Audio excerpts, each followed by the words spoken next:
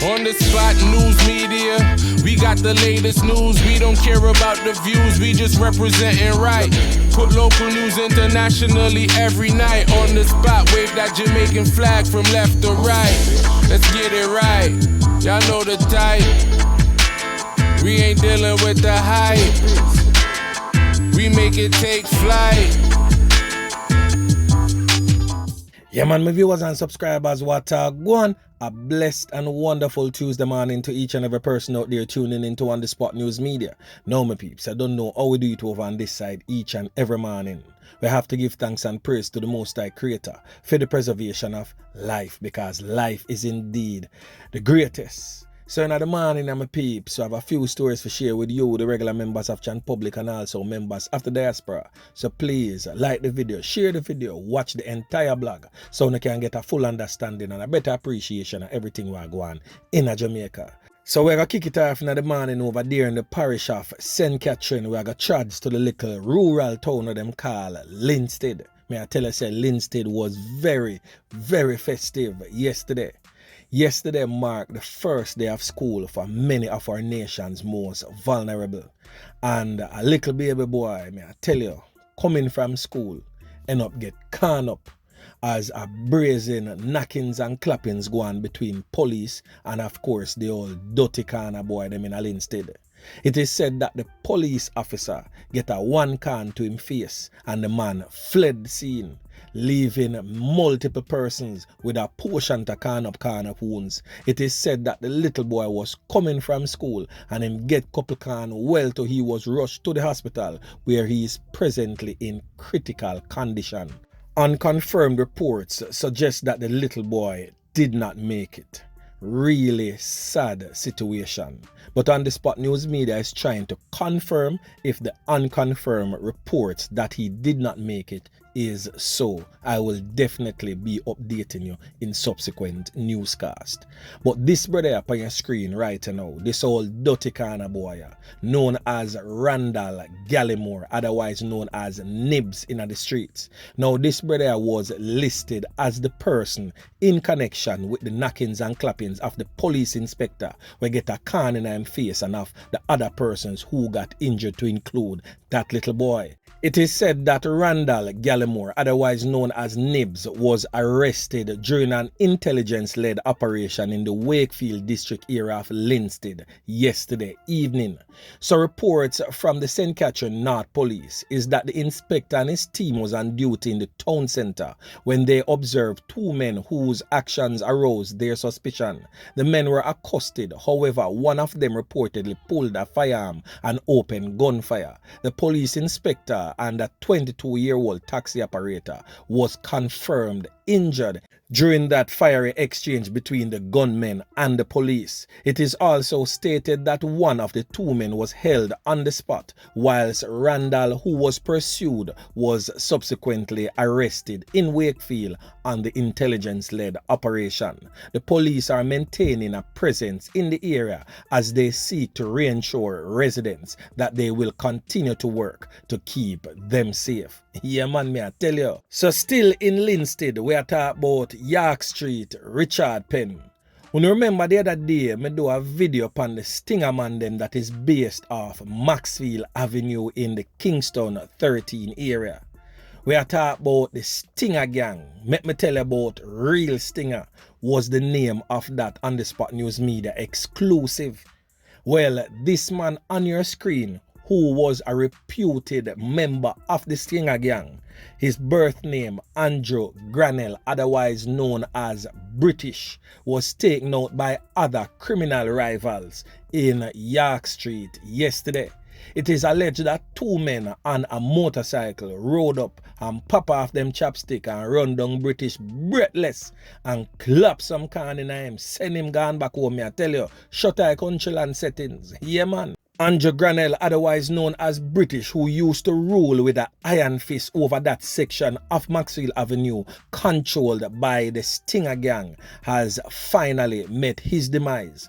Even though he was very much absent from the Maxfield Avenue area, his reign of terror continued to be a part of their day-to-day life.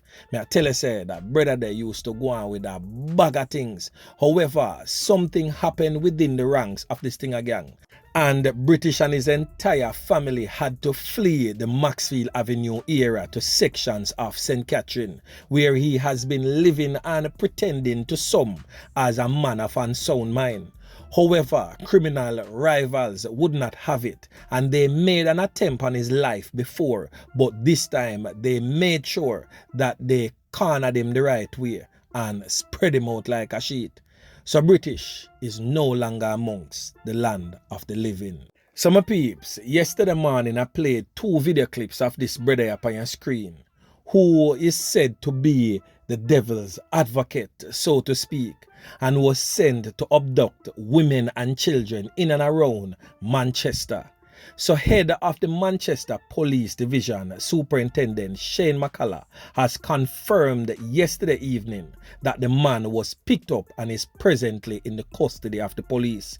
He is presently undergoing interviews by investigators. Superintendent McCullough stated that initial observation that has been made that the young man is displaying signs of mental issues, and as such, whilst the police is doing their part, they are also seeking assistance from the Ministry of Health personnel who are better equipped to deal with persons of unsound mind or a person who displays such a characteristic. The man, whose real name has not been released by the police, was seen in a video circulated on social media promising that when school reopens yesterday, he would be driving around in a car to kidnap women and children because they are needed for an experiment. The police issued an appeal late Sunday night for him to immediately surrender to the nearest police station. The police also appealed to the public to help them to identify the man in the video. On Monday afternoon, Superintendent McCullough thanked everyone who assisted the police in the speedy resolution of this particular matter. The senior cop also urged that persons are to be very much aware and observant of their surroundings and is seeking assistance once any individuals may observe signs that a family member, a friend, or a co-worker may be showing signs of mental health problems. It is a serious issue that affects a large number of persons in society and sometimes goes unnoticed or untreated until something bad happens. So we're definitely glad say Lucifer's son get taken off the streets. Yeah man, so anyway, make we continue. So over there in the parish of Clarendon, this young man presently on your screen has been identified as 15-year-old Travan Pattison, a student of the Fogar Road High School in the parish. It is said that he went missing on September 1st and his body was found yesterday in a river in Danks Savoy, Summerfield in Clarendon. Really sad situation. It is said that Pattison, who lived in Thompson Town, was last seen by his uncle around 6 a.m. on Thursday, September 1, the day he went missing. An earlier interview with his mother, Sharika Smith, who told the news team that her niece in Chapelton informed her that Pattison texted her stating that he was going to Summerfield and he would visit her on his way back. The mother also stated that the first clue of something being wrong was a strange phone call she received about 1 p.m. on the day he went missing.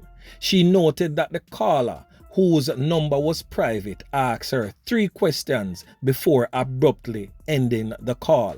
The 3 questions are as follows. Do you know Jahim? That is her son's nickname. Are you related to Jahim? And the last thing that the caller stated, do you know where Jahim is presently? The mother stated after that last question, the call ended abruptly. The body was found yesterday and seemed to be bloated. It appeared to have been there for some time. It is extremely sad, the mother related, and extremely frustrated. She is hoping and praying that it was not a homicide. as they are presently awaiting post-mortem reports from the police to ascertain the cause of death for her son. Boy, may I tell you, my peeps, yesterday marked the first day of school. These children should be in school. Instead, they are turning up, you know what, no longer amongst the land of the living. So condolences again to the bereaved family of the young Chavan Pattison. Really sad situation indeed. Hope you can cope and deal with this heart-wrenching revelation that your son is no longer here with us. So anyway, my peeps, remember to like, share, subscribe to the channel. Stay tuned to On The Spot News Media as I continue to bring you fresh news and updates in subsequent newscast. On The Spot News Media. Yeah, man.